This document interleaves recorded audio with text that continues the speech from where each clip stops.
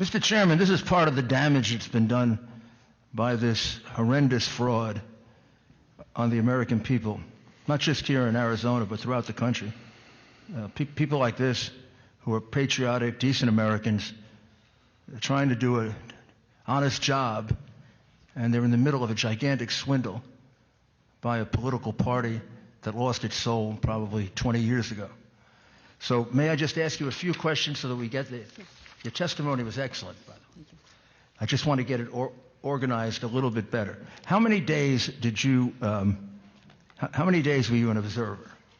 How many days? How many days altogether? I was in the tabulation center 6 days altogether, 2 night shifts and 4. So you were solely the tabulation center, not the polling place?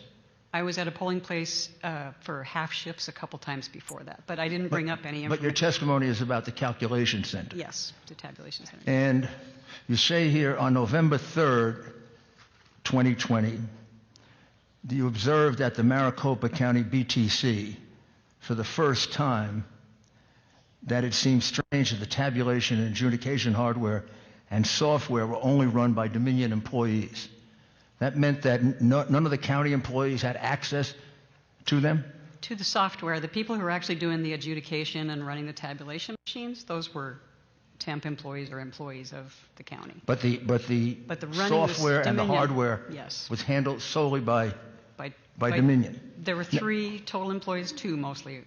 Were you led to understand that there should be no internet communication with that room to the outside world? Yes, they even pointed out that the servers are only plugged into the electrical outlet. There's no internet. But if you bring a laptop in, all bets are off. So, of course, during the course of this hearing, we've seen, I would imagine, millions of communications out of that center and back into that center. So whoever told you that was just lying completely. And they said a lot. I mean, that's like they're... But to support that, you did see a computer. How many did you see? How many computers did you see? Total computers in the room? Probably 50 to 60. And they wanted you to believe that they weren't communicating with anything? They were supposedly playing games? Hardwired to the server and no other access was what we were told. So, but the laptop, I don't know because I didn't get close enough to see what was going on there. Did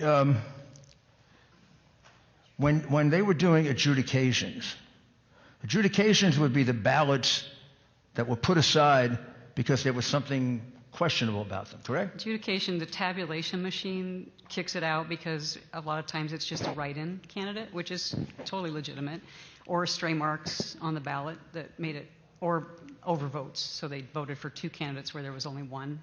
So all of those things kick out, and they told me that 1 in 8 ballots kicks out for adjudication. 1 in 8? 1 in 8, yes. 1 in 8 ballots.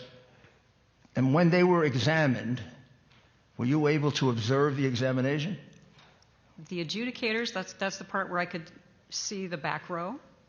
They did not have hard copies of the ballot. It was fully up on the screen. And all they were doing was determining why the tabulation system kicked out the ballot and then trying to make a decision based on what the voter intended. So they tried not to throw ballots out if they could understand. Was there a Republican present to listen to that? Each board had 1 Republican and 1 Democrat.